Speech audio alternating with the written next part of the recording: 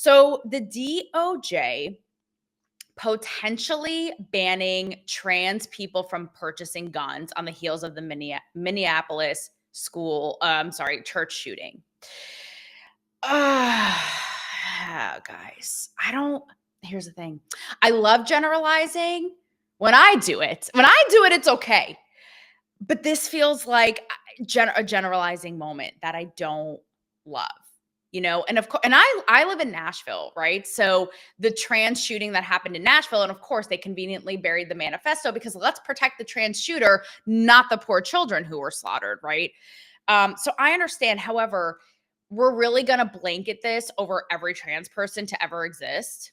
What about the Blair Whites? What about the Caitlyn Jenners, who are like really strong, conservative, 2A supporting? I mean, these are two isolated experiences and events. How many other mass shootings were carried out by how many other people? Of different background. Like, it's such a sickness. Rob Nelson, who is coming up right after this, covered this beautifully on his show, that it's so much more than gun violence and that it's just a deep mental hatred, sickness, addiction to violence that has to be addressed. It's so deep and dark, but there have been people from all walks of life that it's a real issue in this country. So I think to ban trans altogether, because now it becomes this thing of like, they're all, what is it that they're saying? They're like mentally ill, which I don't believe that. Again, common sense. Do biological men need to be in women's sports? No, thanks. I've interviewed Caitlyn Jenner. She would clobber me. I basically was motorboating her. Her tits alone clobbered me. Do I want to compete with her on the field? No, thank you. Okay, I literally would be toast. But what's interesting to me about issues like this is how trans people themselves are like, they're like the most common sense speaking, or it's always like the minority. That's the thing. The minority about the topic often make the most sense, if that makes sense. Here's what I mean. There's also a debate about the Trump administration banning trans people from entering the military. And I saw this debated on a new show called Her Take on PBD. And Blair White, the trans influencer who I just referenced, she's a conservative. She's awesome. I interviewed her back in LA, like before she blew up, and was always super cool. So the women, Jillian Michaels and all of them, are debating and they're saying like it's not fair, trans people, like, they're willing to die for our country and our freedom, but because they're trans they can't be enlisted in the military.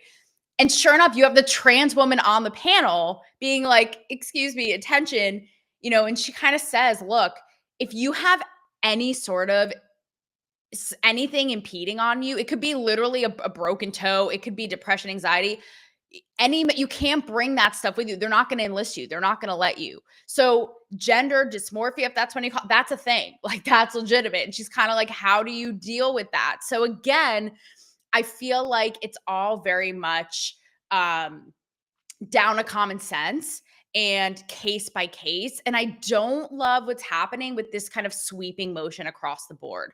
I just want to address some of these comments. I love this stream. Thank you, Dirt Donkey. I love you too. Miss Spliff, it's mental health. Yeah. I actually interviewed on the heels of Uvalde. I actually interviewed, you guys should go back and watch on my YouTube, but she's an influencer whose cousin's wife was one of the teachers killed. And this woman actually grew up in Uvalde. We talked about all this, how it is a mental issue and how you can't even say that, right? Because everyone makes it a gun issue.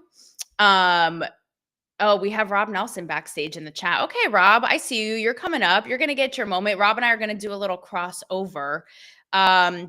Miss Spliff said, we've lost connection. We've been fucked with our foods. Our minds are not right. Yeah, completely. There's a lot going on here. Okay, I got to run through these next ones quick before I bring Rob on. Okay. So similarly with the trans thing, right? Did you guys see that at last night's Eagles-Cowboys game? This also sent social media into a tizzy, that performer, Lauren Talese, I hope I pronounced that right, performed the Black National Anthem. And again, this causes a big stir. Why segregate? Why are we going backwards? We're one united country, yada, yada. The way that I see it, again, I'm sort of like, isn't necessary. But again, I'm a white woman. What do I know?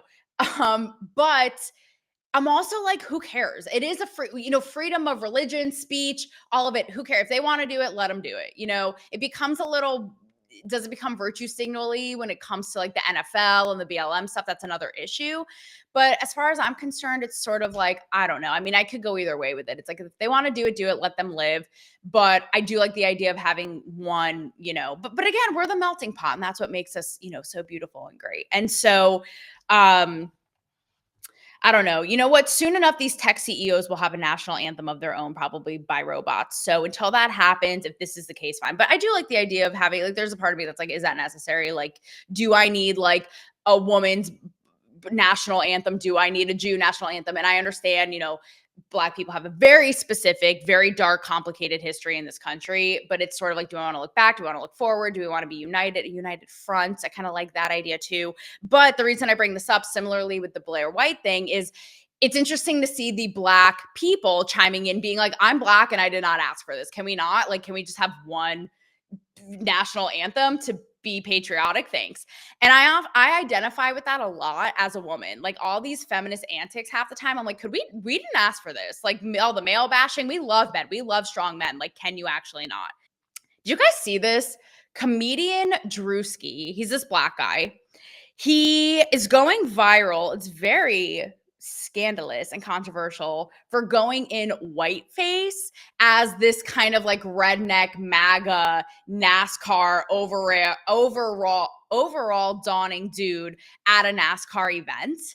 And it's just so funny because, I mean, obviously, right? People are like, oh, whiteface, this is so inappropriate and it would never go the other way. First of all, sweetheart, like I said, of common sense of why it wouldn't go the other way, right? But with that said, again, who actually cares? This is like the don't tread on me thing. You know how we see all kinds of comedic acts, whatever it is, brown face, white face, black face from like the 70s, 80s. Was it a little inappropriate? Maybe, but now we've clamped down so hard. It's just the no fun club. The way I see it, it's like, who cares? Let him have his fun. It is acting, it's play, white face, this face, that face. I mean, if it's comedy, we all just need to lighten up and loosen up, And the way we're going with like non-gender conforming, it could be like cat face, dog face, tree face. I don't even know. It's all becoming bendy and twisty anyways. But when it comes to like comedy skits, free expression, I don't know, hot take, it just doesn't bother me all the way around. It just doesn't. Who cares? If we know that it's not coming from a derogatory place or a bad malicious place and it's all fun and games, who cares? Jimmy Kimmel, you let me know, sweetie, what you think about that.